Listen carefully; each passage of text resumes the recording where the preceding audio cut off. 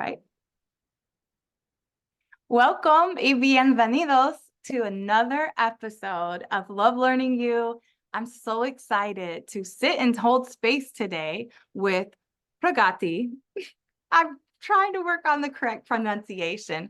Pragati Sinha. And how we know each other is through National Speakers Association. We are both part of this organization. It's incredible. And we got to be classmates and colleagues this past winter.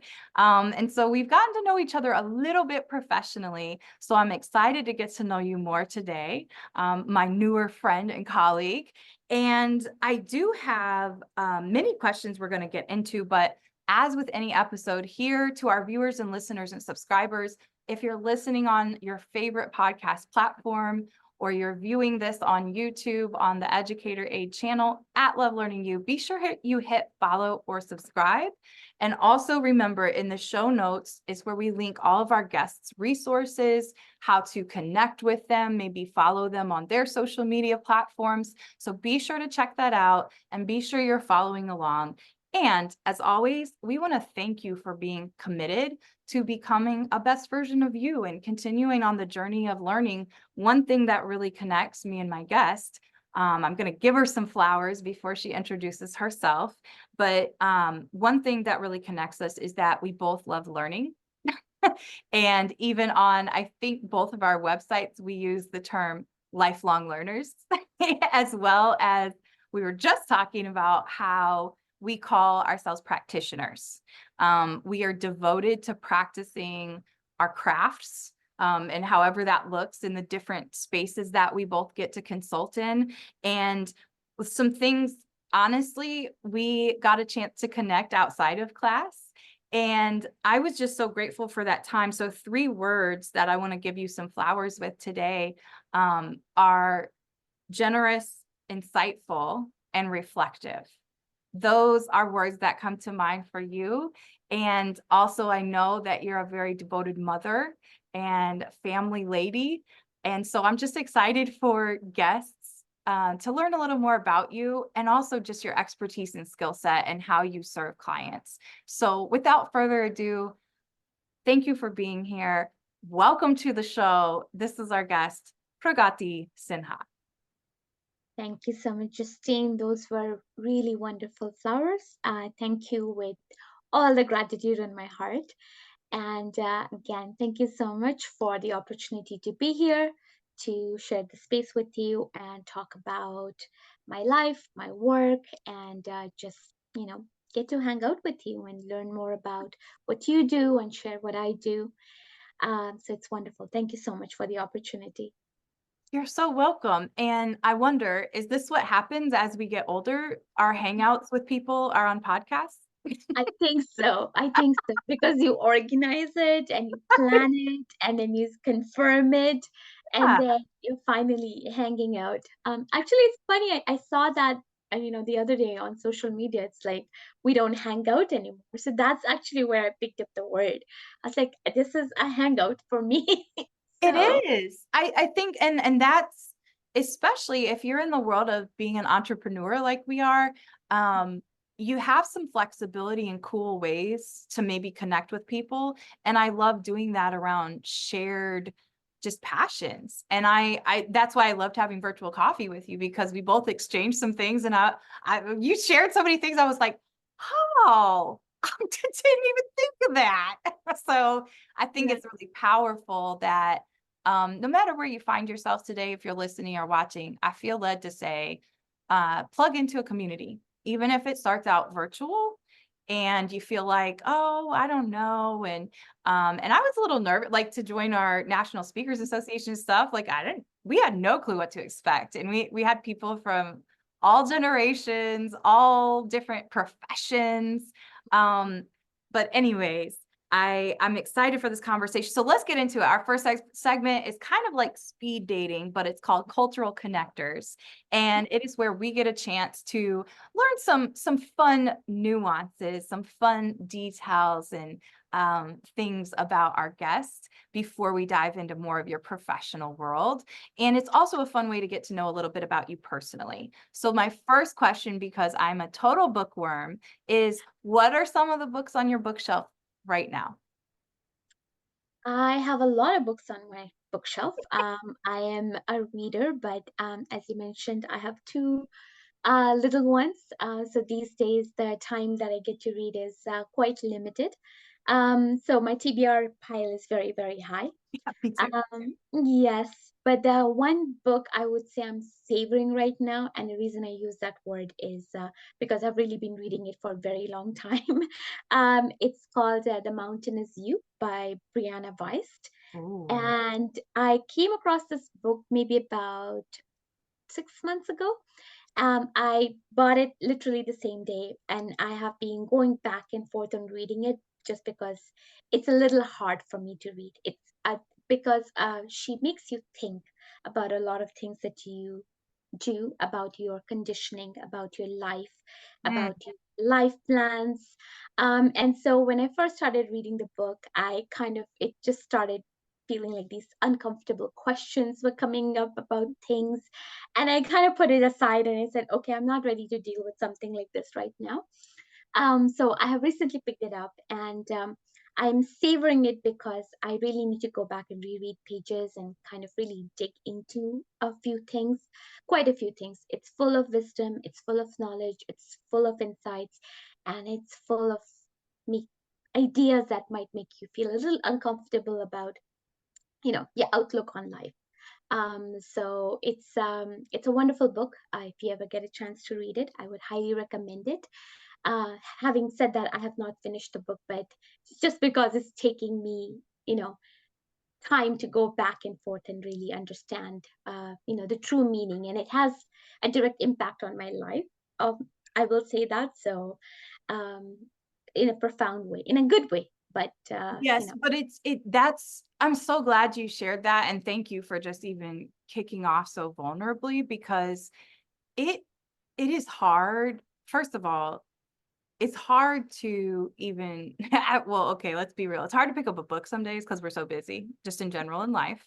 But I think it's always a difficult step for any of us when we really take those leaps to try to start looking in the mirror and kind of peeling back the layers of our life, so to speak, when we go, well, why am I thinking this way? yeah. And that I just commend you. It's interesting because yesterday I was just talking to one of my mentors and dear friends, and he was saying, he's like, at this stage, I feel like I have a book, and to your point, um, he'll pick it up and he's like, I might read 2 or 3 pages, and then I need to digest it. Yeah. I want to ponder it. I want to meditate upon it, and I want to learn how to apply it. And I think some of these personal development books and texts, I think about books like The Body Keeps Score Mhm. and The Artist's Way. There's a lot of different, and you could, it's whatever speaks to you as far as your life experiences. In her context, because I haven't read that book yet, but I have heard of it.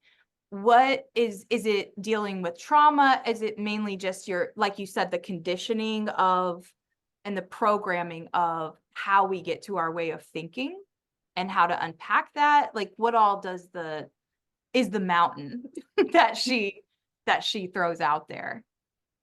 It's mainly around the conditioning or the programming that you have about how you think about life. And as the name says, the mountain is you. So whatever you are trying to achieve in life, or something that you're dissatisfied with, or any goals, aspirations, hope, achievements, whatever you are hoping will come out of your life, you are the person standing in the way. There's Yep. nobody else. And then, of course, I think this kind of theme, or you've probably heard from like different places in different ways and forms, like get out of your own way, this and that. But like, I don't think the whole idea spoke to me as eloquently as she does. And it's not applicable to just one situation. That's the beauty of it. Like, her ideas are, it's more like broadly applicable. You understand the concept and you internalize it, and whether now you apply it to your personal situation or a work situation, that's up to you. So I feel like it's giving me like those skill sets to question things about what I want in life or what I don't want in life, or like, um things that normally, like, I would just kind of to go into this analysis paralysis sort of path, Oof, go. me and you both. Yeah. So I feel like it's lifting me out of that a little bit. Right. Like, just saying, like, you're reading the words, and you will almost certainly have something come to your mind about where this is applicable in your life. And then you basically at that point decide how you what you do with it. And that's the beauty of her writing. Like, in a lot of places you'll find she says you basically only have these two options. There is no option C, where, like, in a lot of times in life we keep on waiting that something will come up, something will Yep. magically Yep. appear. And Yep. there is no option. Here are your options: either choose this or choose that. And for some reason I find like a lot of comfort in just saying, okay, well, here is where my analysis paralysis ends, like, and I Yeah. have to take a step at this point. So Yeah. that's the beauty of her book and her words, really. Thank you for sharing that. And now I have another book to buy. Um, okay. So next question, and we are both in National Speakers Association. You are walking onto a stage and you've been introduced. What is going to be your theme song that you walk out to? What song? Mine will be Believers by Imagine Dragons. One. Oh, yes. I like that song too. Yes, one, I love the song. I think there's like so much of it that speaks to me. The whole lyrics, like every time that song comes on radio, or if I'm playing it in my car, it just brings me in a good mood and just ready to tackle whatever I need to tackle that day. It's just like has this really calming slash energizing feeling for me. So definitely that would be my song. And my favorite part of the lyrics is, I'm at the sail, I'm the captain of my sea. And that is something I just want to internalize in my life, like day in and day out. So that would be my theme song. I'm gonna skip one of these questions in cultural connectors because I feel like that quote and Mhm. even the book that you shared, like it's all intertwined in your path. So one of the next questions was going to be if you had a quote that drives and inspires you, but even that quote from the song, say it one more time if you could, because it's just so powerful. And I'm like, it's like I see exactly, oh, and it matches even the book journey too. It does. It does, especially like where I am in the season of my life. I Yeah. feel like that particular bit, like I'm the one at the sails. I am the master of my sea. I think coming from the culture that I come from, where you are conditioned to be a certain way, and Okay. have certain expectations about how you will be and what you will do in life, Mhm. and your way of life. I think it took me a while to realize, that there is another path, there is another way of living, where, you have that was a more constricting way, or this is the path that's being laid out for you. And in seeing the sea basically and saying like, hey, there is this another world, and then this is something I can do for myself, and having that trust and belief in myself. And I'm working on it. I'm not saying like this is my anthem, because this is what I want to work on. Yes. We got to pump ourselves up, whether Yeah. it's the books, Yes. songs. With that being said, and you alluded a little bit to your cultural background, but let's go back in time. So we're going to pretend we get to transport back in time together, me and you and everybody watching and listening. And we're going to go back to when you were about 8 or 9 years old. Little you, we're going to go back and have one of your favorite childhood meals with you. Mhm. What are we eating together? And tell us why it was your favorite meal Okay. or one So of them. Some people yeah. can't choose. Okay. I'll say this with the caveat that I was a very picky eater, according to my mom. I'm Mm, not anymore, but I okay. was a very picky eater apparently until my teenage years. Um, but the one, so my memories are not almost all associated with food, but the one I do have is actually having a vegetable called bitter gourd or bitter melon Okay. with my grandfather, so my mom's dad. And that is a memory, like even today when I see, when I bite and like I don't, it is truly bitter, like as the name suggests. Okay. Not something that kids tend to like, but I think because my grandfather liked it so much, and I always had like breakfast with him, like, sitting on his lap or by him or somewhere around him. Uh, So I have very nice, fond memories of that and being around my family in their family home. They had a big house with lots of people in it at all times. So wow. just that feeling of being having a community, that belonging, like that vegetable Yeah. brings it back for me. So I know that's an odd choice, but that is a even when No, I see it. look, I have heard it all, and I ask these questions in my like workshops and stuff I do with teams. So I have heard so many different stories over the years, and why I love coming up with these types of questions, because we sometimes think, oh, well, why do I want to make, like, we sometimes we make the mistake as humans, I think, of considering it small talk.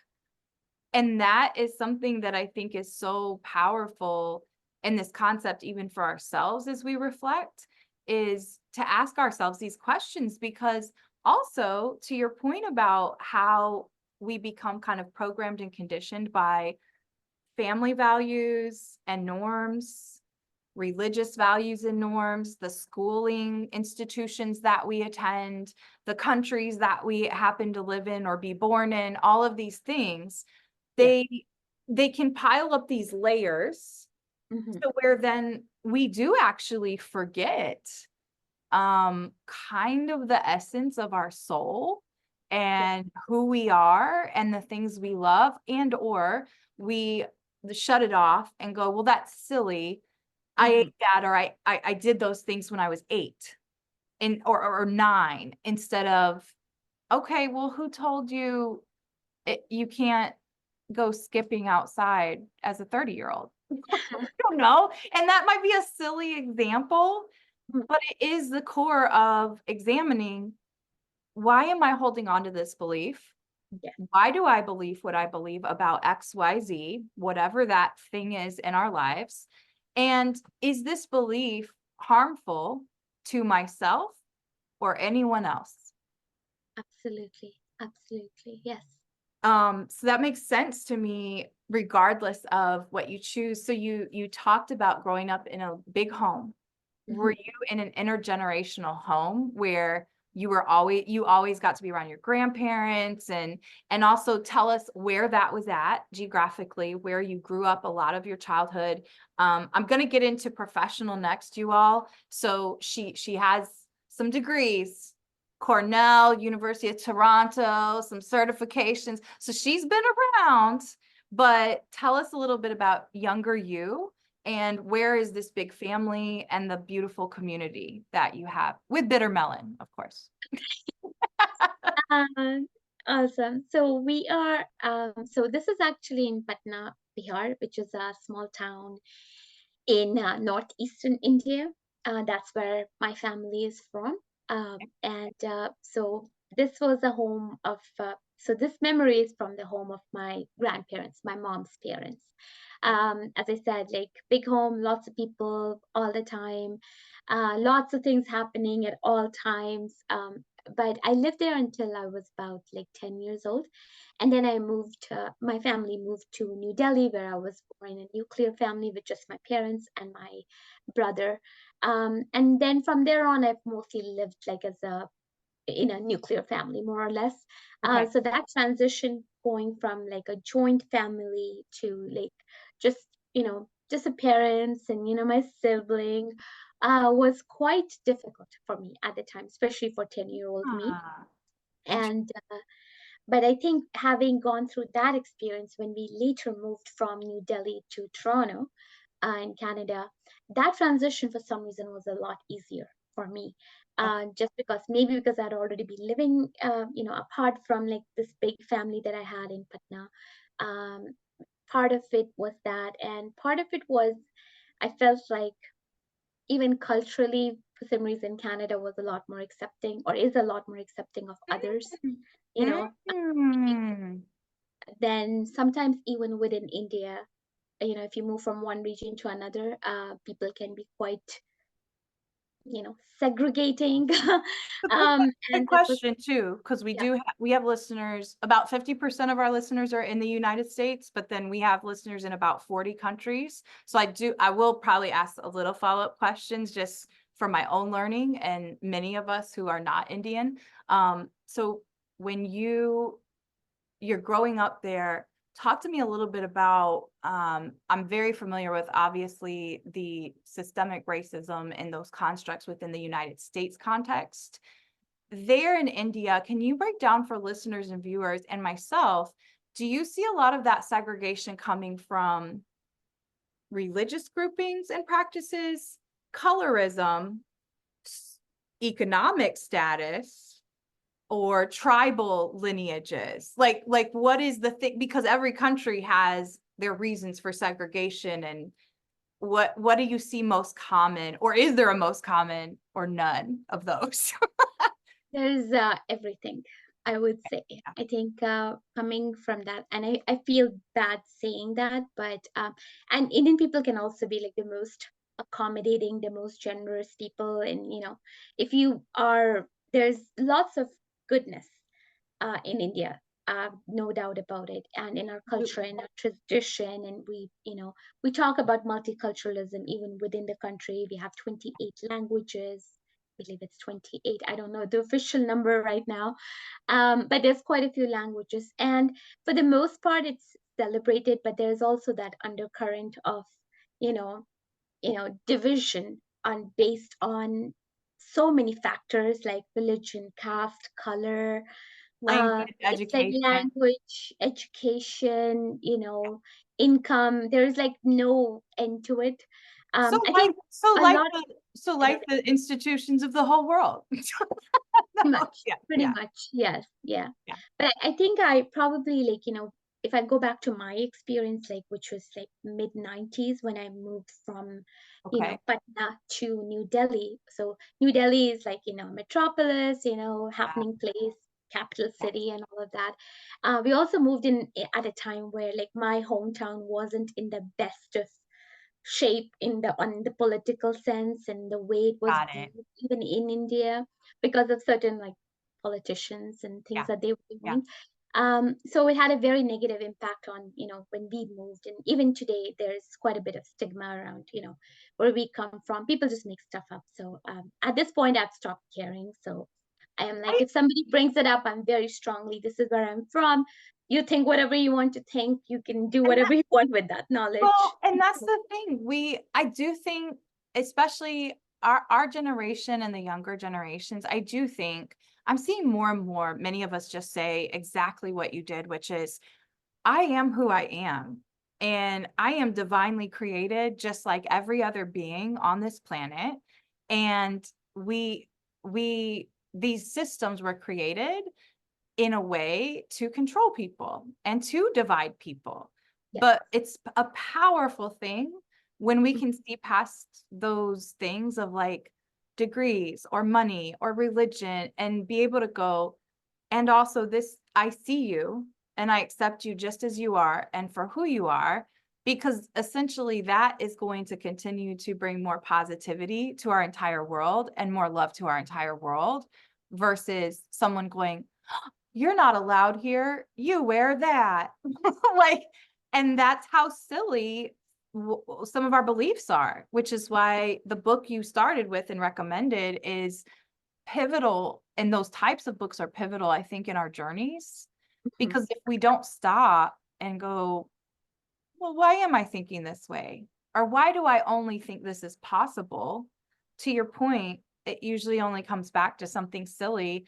And with systems like race and gender and all these things, those are also meant to kind of almost, I think, tear down our true essence and identity. Because Yeah. if you then don't really know who you are, but you just go around saying, oh, well, I'm Indian or I'm American or I'm Puerto Rican or whatever your nationality or even your ethnic lines, you're still already like, there's so many other things about who Who we you are. are, Yeah. not what somebody named a piece of land thousands of years ago. And we happen to be born there. Right. That is true. That I is mean, so that when you think about it those ways, it's like, man, we really had, and that's the thing, when we all have things in our life we have to examine. So of course, when we see others also enforcing those systems or they have harmful beliefs, including family members, which, hello, subscribers, we all have family members that have different beliefs than we all do. Like we all have that in family. And I think it goes back to there's a risk of losing something. And those systems only really are about one thing, which is power. Mhm. And that can taint, in my opinion, that is what it's, are you choosing power and then you're okay with being destructive to humans? Mhm. Or are we choosing love? And that might mean having some sacrifice in order to actually serve one another. I Right. don't know. That was a lot. Sorry. It was just, but That, what are your thoughts on that? And then as you had to go through those, I mean, it's interesting, right? Your path is specializing in change management. yeah. Um, but Yeah, that's true. how do you look back and see like what made the move to Toronto because you felt like it was more accepting overall? Did your siblings feel that way too? Or did they have different experiences than you? Um, I think they had different experiences than I did. Maybe because they were older, they Okay. had, a different, they were just in a different season of life than I was in. Well said. Uh, and for me, it was just an easier transition, maybe because I was equipped, because this has already happened.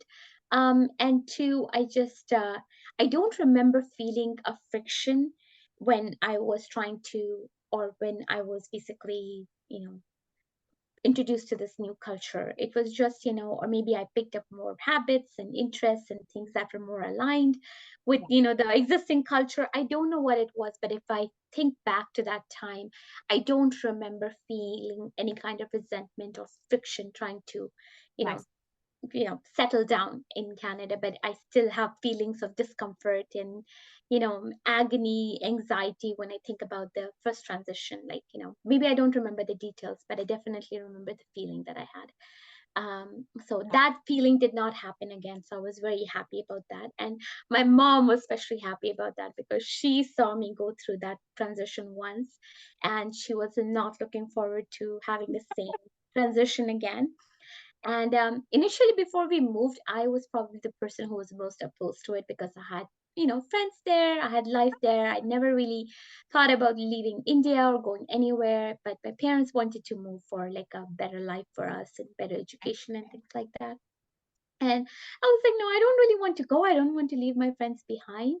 Well, But then once I moved in, I actually felt um, I don't remember feeling that, as I said, like that same that struggle, that struggle to actually that make the transition. Yeah, that's yeah, beautiful. Thank you for sharing that.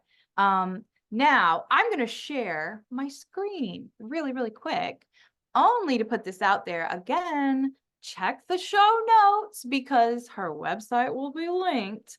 But Pragati is the lead practitioner and also founded Capstone Consulting. Um, first of all, I just love your website. I have a really quirky tech question. yeah. It's not that deep though. It Go is, ahead. how many tabs do you currently have open in your browsers? I uh, literally thought of this question before I got on with you and I said, oh I'm going to my, start asking everyone that question. I would not even know. I probably have a bunch of windows open and probably 20 tabs open in each of them at a bare minimum. So I would estimate I about feel, 100 I feel a little different. better. I partly asked to know if I was okay. No, because you're in the tech space. No. No. That's a curious question though. I like, is that a problem? I guess I just think about it like Post-its, but is that bad for our computers? At this point, I don't think so. I think that was probably true in the 90s or, when we had like really, you When know, we had dial up. yeah, dial-up internet, maybe that was the issue, but I don't think today that's an issue. And I'm always surprised when somebody's sharing their screen and they go apologize for having like a million tabs open. And I'm like, don't we all? Like, what's there to apologize for? Like, what are you talking about? So Yes. yeah, don't nobody's judging you for having 100 tabs open. Thank you. I mean, I only put this window on just because it was all your stuff, just to show that only. Tell us, just so we have a little background in your own words, we will link this website, you all, but I just wanted to flash it up. Number one, it's a beautiful website, but this is where you can also find a little bit more about our guests, as well as who she has gotten to serve through the years, some very high-end companies and personalized services that she's delivered. But if somebody were to, greet you at a Starbucks Mhm. or a networking event or just randomly, how would you describe every entrepreneur's favorite question? Not Yeah. really. What do you do? How would you describe how you serve clients at Capstone Consulting most right now? Okay. Yeah, I think I probably change, obviously, because I'm kind of working on refining some of the work that we are doing.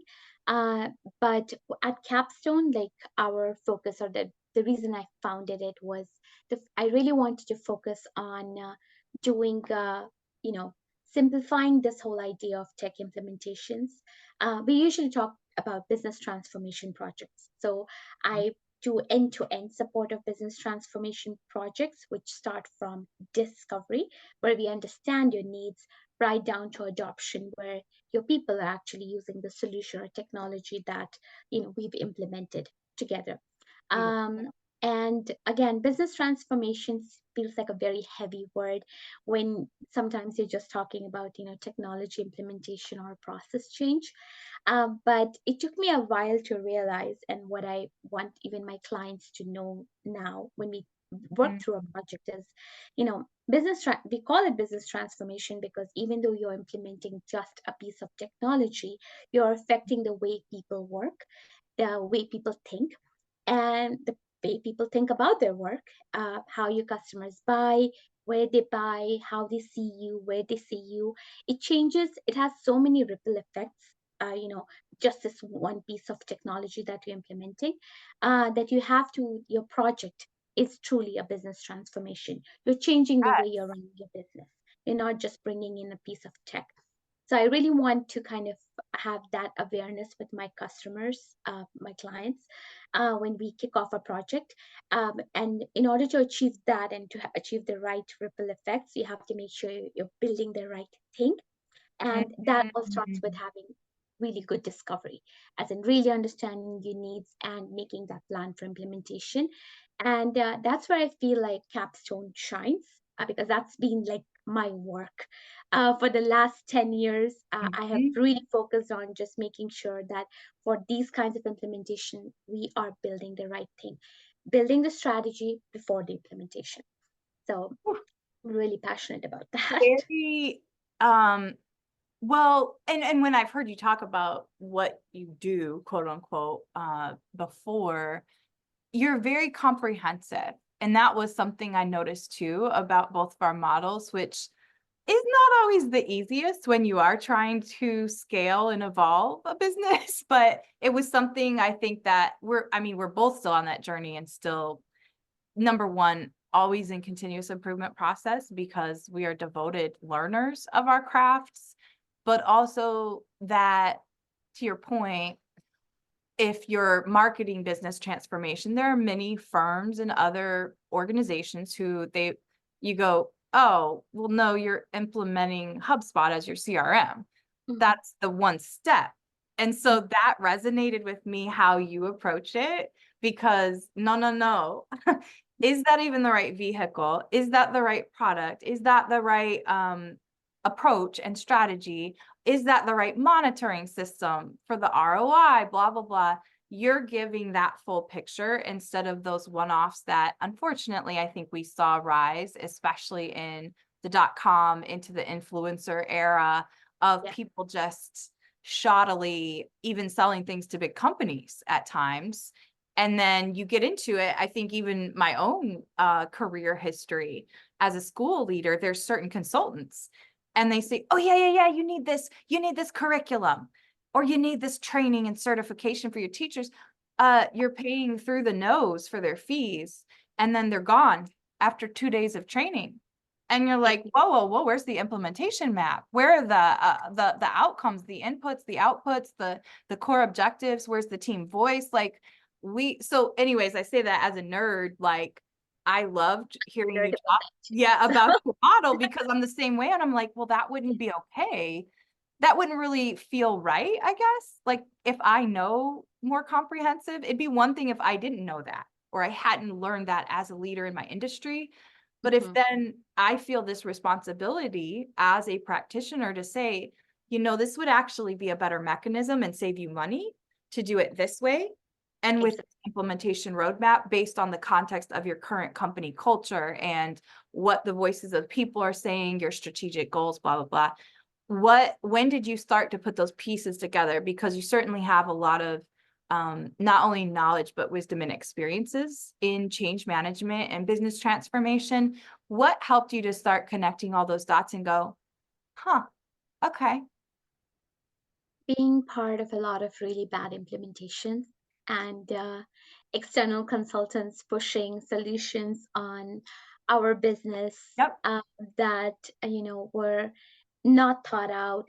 We wasted a lot of money, yep. time, resources into doing something that we didn't need to do in the first place, or we could have done it through another option, or wait, having that sense of, okay, this is a problem, really understanding your problem space before you go looking for a solution. But if you bring in external consultant, or you go to a SaaS company, you're finding solutions for problems you may not have, right?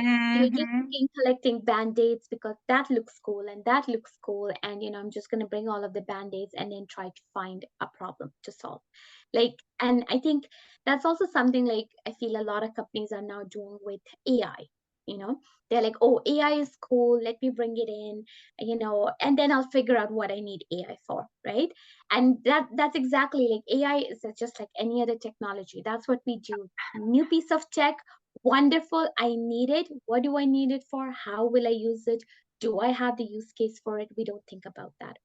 And that is one thing that I really want to work on, especially with my clients, to really dig down into the use cases and then try to find a solution for it, rather than handing a solution, an expensive solution, and just saying, go figure out how you're going to um, you know implement it, how are you going to do the change management on it, how will you adopt it, and what effect it's going to have on your customer base. All of that is just like a big black hole. So that was one thing I've become really passionate about, just because I worked in a lot of these implementations where it was almost like, did you just not think about this at all? Okay, It's just like, thank you. so it's been crazy. So That's I just want to. so it's so interesting. When I even was reviewing, I like to, especially if I don't know somebody as personally well for the interview, I was looking at your website, obviously, and just reviewing different things online about you. I was stalking you. No, I'm kidding. No, I was looking up to make sure I was getting the information right. But when I had read the more details on your website, it clicked with me more because I had looked at it months ago, but I read it more carefully and I said, oh, that's also why we clicked, because I have always loved change management. From the first year I started teaching in K-12 schools, I started at 21 and they were the first turnaround models in some of the United States' biggest public school systems. I also grew up in a very bicultural home. And that's also similar. You had the moves and you had those things happen. I didn't have, well, no, we moved around a lot, but it was in the same area. It was just moving around a lot. But that, I mean, when you also experience those things as a kid and you learn how to adapt and the skills and strategies of adaptive leadership, not that as 8-year-olds we would have known to call it that, but you are actually building some muscles early on that are kind of almost ingrained in your consciousness and how you view the world in Yeah. order to see things in that strategic way. Because many of my clients over the years have now said, how do you even see those things to connect the dots? And that's part of it too. Not all of us are wired. And especially if it's a CEO, sometimes in organizations or like a superintendent in a school district, and they are very good with the political framework of, for example, getting investors. They might be really good at those things, but they might not be strategic thinkers at all. And it's like reactive instead of responsive.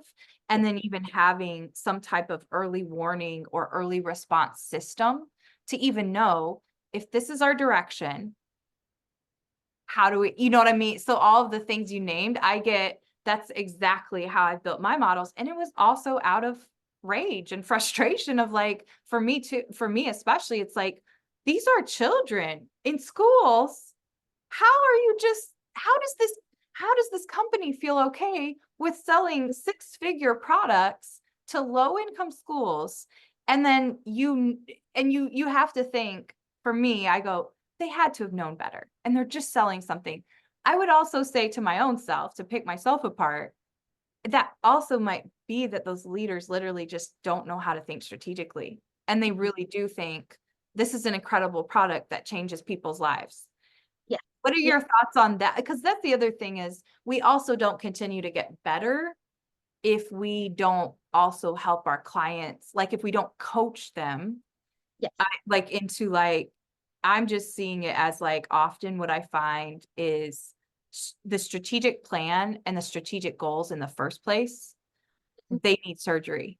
They need like open strategic plan surgery.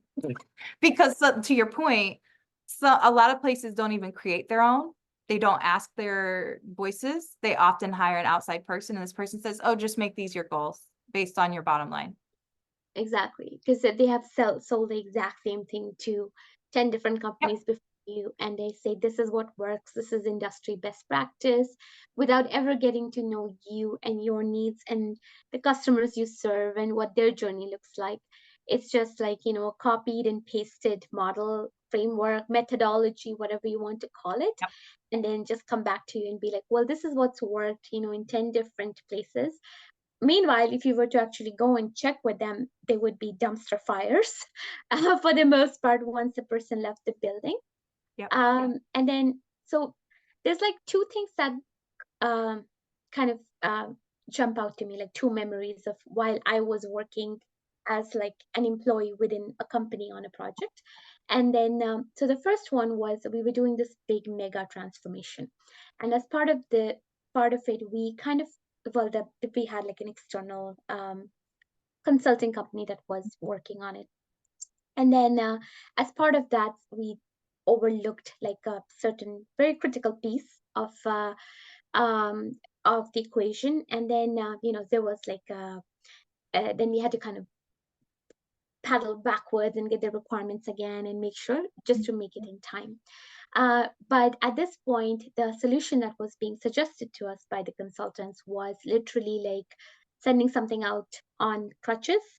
And that's what it felt to me. So, like in one of the meetings, after going through the whole solution design, I said, you're basically sending us with like the solution is going out on crutches, and you're going to leave the building at the end of the project, and we're going to be sitting here holding the bag. Yeah. And so I said that very specifically A to them, great very analogy. strongly to them. And that is something that most people who were on that call almost still remember to this day. And they quote me as like the crutches person who said that line. But that So was now we know one of your nicknames, crutches. crutches. I have like, well, no, that's the person with the crutches coat, I guess. Okay. Um, but it's like oh, you're the person who used that crutch Uh, analogy. Yeah, it's that I sort of. just usually get called a disruptor.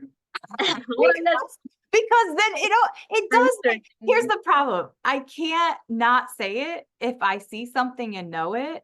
And even if nobody else sees it and then they do, they go, but Gonzalez is now gonna make us do more work. But that's the point is often when those band-aid solutions, right? We often have there might need to be surgery on a gaping wound in an Mhm, organization, a wound area, so to speak. mhm. And you're trying to put a little child band-aid on it. And you're Uh, not going deeper to say, well, what what? happened? Huh? Is there an infection in the wound?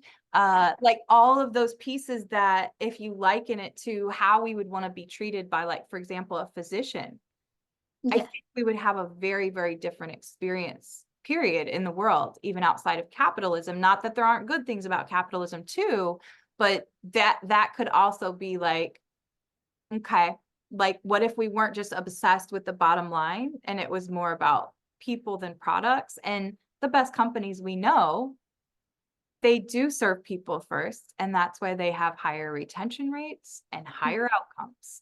Then it's about the products and the process and the programs. Yeah, definitely. Yeah, I Yeah. think they've also done like research on it, like um, the companies that are public and they have better like employee engagement Yep. tend to have a better 10-year performance on their stock than Yeah. companies that don't. So it's definitely researched and science backed.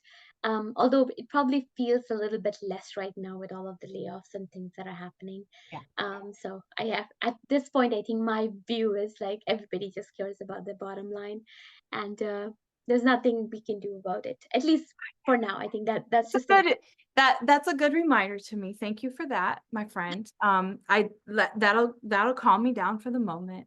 But that no, that's it's good. the I'm goal. also I'm also starting to reach more of that acceptance of like you do have to accept this, Justine, and also you do run a business and you do need to make money too. Like, and not I say that a little facetiously, but it's true. And I think that those are the things going full circle as we close out our time together here. It's been awesome. I could talk to you for hours. But I think that kind of brings us back full circle to what are the things that we're choosing to make as our mountain in our lives. And it is us, right? And our viewpoints or our perceptions of how we can do things or how we can't do things or whatever. Yeah. When you think about just this final segment to close this out is called inner child. So going back to little you one more time before we leave the table here, when you think back to when little you was having some of those experiences around 8, 9, 10 years old, um, what's a principle then that you remember like kind of learning and living by, and you Mhm. still as an adult say, yeah, that's still me and I still live by that? What's one principle in your life like that? I think the one principle, if I go way back, I feel like I was. I think it's just like every other child, but I feel like when I look at my own picture from like way back when, I was like, this girl is ready. She is, Mm, she's a risk taker. She's not afraid, right? That's how I see my picture. But then through the intervening years, I felt like I lost mm, that person, yeah. and I didn't find her for a very long time, and I'm very sad to say that. But now, like, eventually, obviously, I think that's true for everyone. You kind of It forget the it things that, resonates a lot with me. yeah. Yeah. And eventually, come back full circle, and you're just like, oh wait, you are her. She's not some other being from some other world, right? Yeah, yeah. And a couple years ago, I saw this, I think somewhere in social media, I don't know where that, but somebody had said that, when she needs to make a very hard decision, she Mm, has a picture of herself from when she was younger on her phone. And she looks at that picture and then decides, is this decision good for her or bad for her? Like if you're in a moral decision, Ooh. whatever that is. And I picked it up years ago, and I actually have a picture, my own picture, and I made a collage of my own picture and my two kids because they are also, Yeah, in the picture now. yeah, So if I have to make a very hard decision, I look at the little girl, that was me, and those little boys who are still little, thankfully. yes. And then I decide what's good for these people. But I'm included in that picture. It's not just my kids. I am also part of the picture. And then I decide what I want to do. So That oh my goodness, that is I, such a beautiful way to close. Also, I do wanna add that I mean, what a beautiful practice. One thing that I've read in different personal development books, and it resonates with different exercises I've done over the years, is, um, literally stepping back and understanding that it's okay to be who you are, and that you might have to do a little bit of work Mhm, to unpeel those layers that we all acquire mhm, through career and life events that happen to us, and we choose how we respond. Even if there's bad things that have happened to us or wrong things that have happened to us, we still choose how we respond and how we use that as a lesson in our lives. um I think that when we consider those things, it's like, okay, would I be, if I really listen to my inner voice or my inner critic, my mhm, that negative voice sometimes, that we have a narrative that isn't helping us, it's not serving us, it's not serving others, it's not loving, then all you have to do is pause. I think it's so easy for us to look at young children, even if they're not our own. I'm saying this as a former teacher and principal though too. Um, yeah. but I would always think, and I do not have kids yet, but I would always think, even as a young teacher, if it wouldn't be good enough for my nieces and nephews, it wouldn't be good enough for any child. And that's also why I run the way I do, and I'm devoted and have been, because it just wouldn't be okay for me not to give 1,000% because it's not my kid or someone related to me. And I Yeah. think when you think just in terms of the preciousness and the innocence of children, and how they are brought into the world. They don't choose how they're brought into the world, but we are all born loved in the image of the creator and divine and beautiful. And things happen to us that shift how we behave, at times. And I think that when we consider those words, like you said, that has been a game changer for me. Because when I think, would you have looked in the mirror and said that to you when you were 5 years old? No. Why are you looking in the mirror and you're only thinking about all of the areas of your body you don't like, for example? Like, so I have to do those exercises too.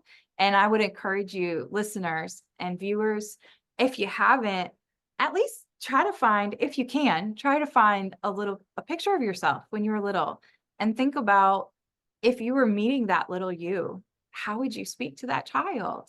Because you should never be speaking to yourself any differently as an adult.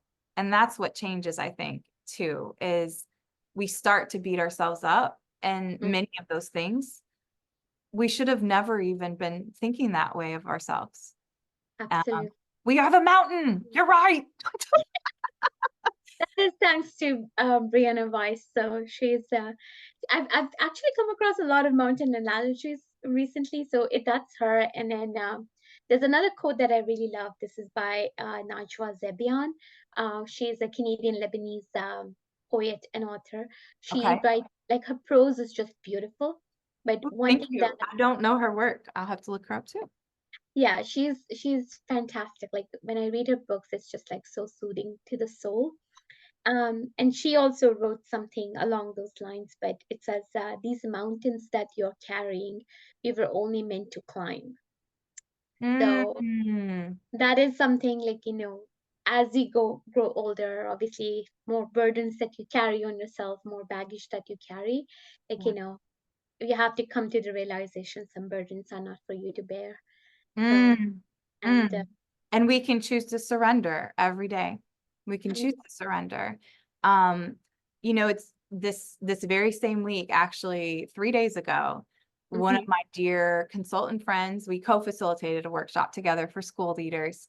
And I just want to say this because he also, it's a very similar thing, but he said this to me. And again, it was Monday this week, so I feel led to say it because of what you shared. But he told me in a nutshell the same thing about the mountain thing. But he said, you know, sis, God would not have given you some of the stories and hardships that you've been given if you weren't meant to tell them and share them. The creator and the universe would not have given you your life and your story and your soul's journey right now if you weren't meant to be able to handle it and carry it in this lifetime. And that it resonates with what you said. I think it's exactly the same thing. If that's your mountain, right? For some people, their mountain might be totally different things, and everybody's are different, but nobody can climb that mountain for you. Yeah, It'd that be is. really hard to carry someone up a mountain. And then don't carry that mountain with you. You have Right. that mountain. I think Yes. that's a Final question. Unapologetically living out your purpose. Is there anything that we should be on the lookout for from you? Anything on your website when people click below to go visit and learn more about your website and your company? Is there anything people should take advantage of, or things that they should know or get in touch with you? So definitely the website is a great place to start. That obviously talks about the company, about me, and how you can reach us. But LinkedIn is where I usually hang out. I'm not very active on other social media channels, but LinkedIn is my thing.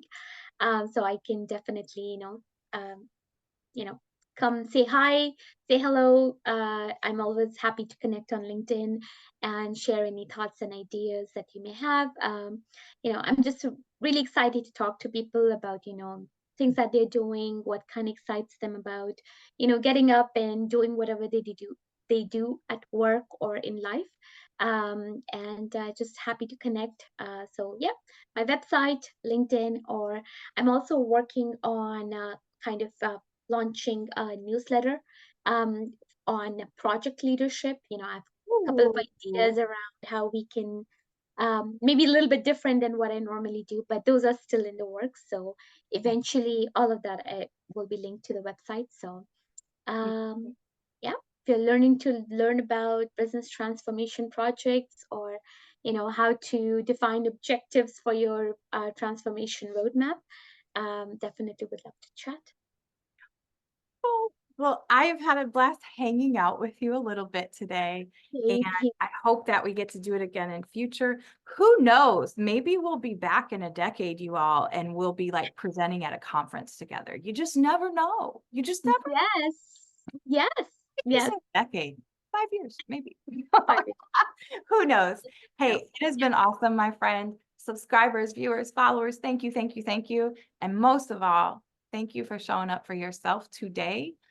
Remember, let's continue to get compassionately curious together every day.